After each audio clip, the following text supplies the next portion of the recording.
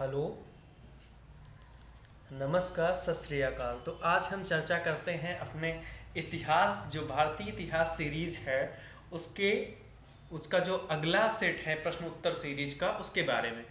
तो हमारा जो आज का पहला प्रश्न है वो है कि इतिहासकार बरनी लिखता है कि अंततः लोगों को उससे मुक्ति मिली और उसे लोगों से। यानी बर्नी ये किसके बारे में लिखता है? तो बर्नी ये लिखता है कि मोहम्मद शाह तुगलक के बारे में। क्यों?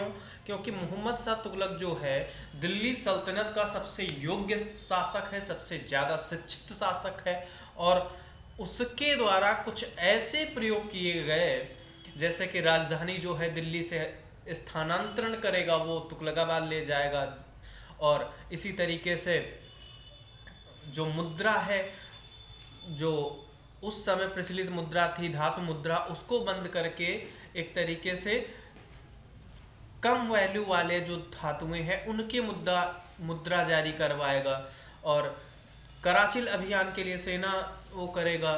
तो इस तरीके से उसके द्वारा जो कार्य किए गए वो सभी कार्य असफल होंगे, और इस वजह से जनता क्या है, उससे परेशान हो जाएगी। इसी वजह से बर्नी लिखता है कि अंततः लोगों को उससे और उसे लोगों से मुक्ति मिली।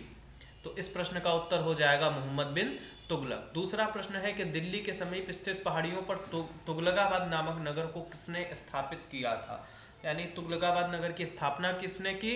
तो गयासुद्दीन तुगलक ने जब 1320 ईस्वी में 1320 में जब गयासुद्दीन तुगलक ने तुगलक वंश की स्थापना की, तो इसी गयासुद्दीन तुगलक ने आगे चलकर तुगलकाबाद नगर की स्थापना की।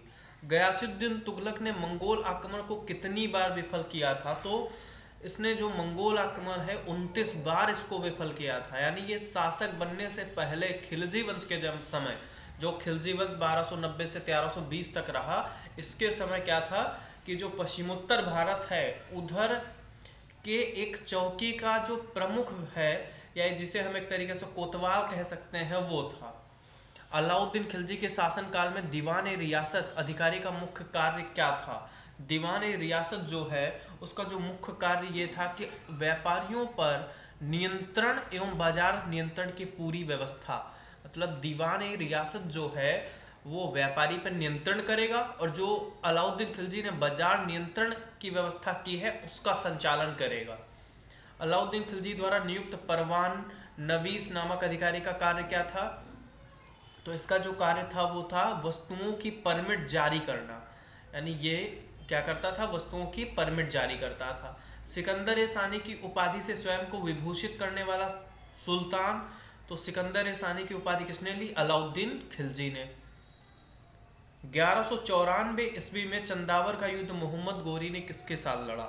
तो मोहम्मद गोरी जो है जब 1191 में पृथ्वीराज के साथ तराइन का पहला युद्ध लड़ेगा, और दूसरे युद्ध में तराइन के दूसरे युद्ध में 1192 में पृथ्वीराज चौहान को पराजित कर देगा, तो उसके बाद वो कन्नौज की ओर बढ़ेगा, और कन्नौज के जो शासक हैं जयचंद्र, उनको चंदावर के युद्ध में पराजित करेगा।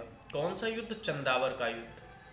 अब जो हमारा अगला प्रश्न है वो है कि मोहम्मद गोरी ने 1178 में दूसरा युद्ध कहाँ पर किया?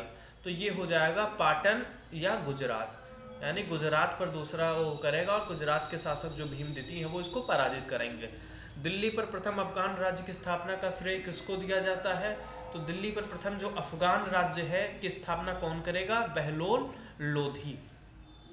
यानी दिल्ली सल्तनत की बात करें तो सबसे पहले गुलाम वंश आएगा, जो 1206 से 1290 तक, 1290 से 1320 तक रहेगा खिलजी वंश। खिलजी वंश के 1320 से लेके आगे जो है तुगलक वंश रहेगा, और तुगलक वंश के पतन के बाद सैयद वंश आएगा। सैयद वंश 1414 से 1451 तक, फिर लोधी वंश जिसका संस्थापक होगा बहलोल लोधी।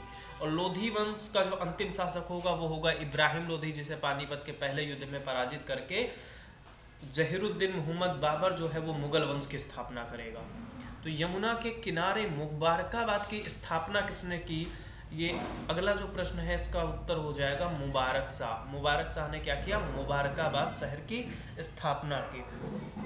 शिवाजी के मंत्रिमंडल को क्या कहा जाता था? तो इसे कहते थे अष्ट प्रधान। यानी 8 मंत्रियों का जो मंत्रिमंडल होता था उसको कहा जाता था अष्टप्रधान। इसी तरीके से जो विजयनगर के शासक कृष्णदेव राय थे, उनके समय जो 8 मंत्री होते थे या प्रमुख व्यक्ति होते थे उनको कहा जाता था अष्ट दिग्गज। और चंद्रगुप्त द्वितीय के समय जो 8 लोग प्रमुख होते थे या 9 लोग प्रमुख होते थे उसको नवरत्न कहते थे, जिसमें से कालिदास प्रमुख थे। अब अगला हमारा जो प्रश्न है वो है मुगल काल में नसक लगान किस आधार पर ली जाती थी। तो इसका आंसर हो जाएगा जो खड़ी फसल है, खड़ी फसल के आधार पर फसल काटने पर लिया जाता था। मतलब जो फसल खड़ी है उसको देख के आकलन किया जाता था कि किस तरीके की फसल है, और वो जब कटती थी तो उसके आधार पर लिया जाता था। मुगल काल में गल्ला बक्सी लगान किसके आधार पर ली जाती थी। तो गल्ला बक्सी जो है वो ली जाती थी, फसल का कुछ भाग सरकार द्वारा लिया जाता था, यानी फसल जब हो गई उसका कुछ भाग सरकार ले लेती थी, उसको कहती थी गल्ला बक्सी। 5 जून 1764 को शिवाजी ने वाराणसी के प्रसिद्ध विद्वान श्री गंगा भट्ट से अपना राज्याभिषेक किस स्थान पर करवाया। तो इन्होंने करवाया था रायगढ़ के किले में, यानी इसका आंसर हो जाएगा सी। 1665 में शिवाजी ने पुरंदर की संधि की। तो इन्होंने पुरंदर की संधि किसके साथ की थी। राजा जो औरंगजेब के एक तरीके से सेनापति थे, महाराजा जयसिंह के साथ। मुगल काल में मंत्रिपरिषद को क्या कहा जाता था। तो इसको कहा जाता था विजारत, यानी मुगल काल में जो मंत्रिपरिषद है इसको हम विजारत कहते थे।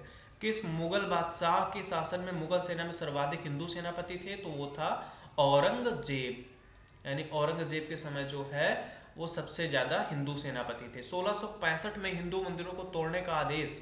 तो 1658 से हम जानते हैं कि 1707 तक जो है औरंगजेब शासक रहा, और ये जो आदेश है ये किसने दिया था। औरंगजेब ने दिया था।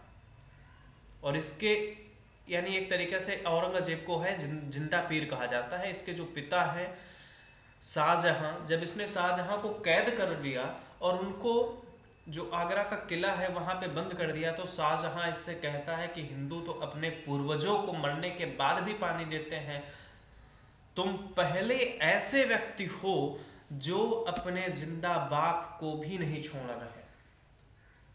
औरंगजेब के पुत्र मोहम्मद अकबर ने किस व्यक्ति के बहकावे में आकर अपने पिता के खिलाफ विद्रोह किया। तो इसका हो जाएगा दुर्गादास, यानी वीर दुर्गादास जो थे, इनके कहने पर अकबर ने विद्रोह कर दिया था। 1679 में औरंगजेब ने बीबी के मकबरे का निर्माण किस स्थान पर करवाया। तो ये करवाया था औरंगजेब। और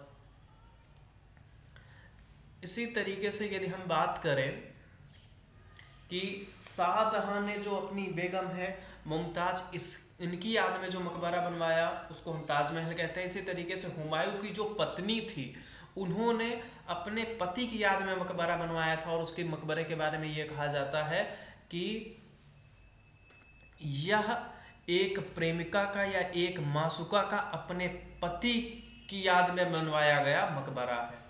सिखों के गुरु ने इस्लाम स्वीकार नहीं करने पर औरंगजेब ने दिल्ली में हत्या करवा दी। तो गुरु तेग बहादुर की हत्या औरंगजेब ने करवा दी थी इस्लाम स्वीकार नहीं करने पर। मुगल काल में जहांगीर के बाद सिंहासन पर कौन बैठा।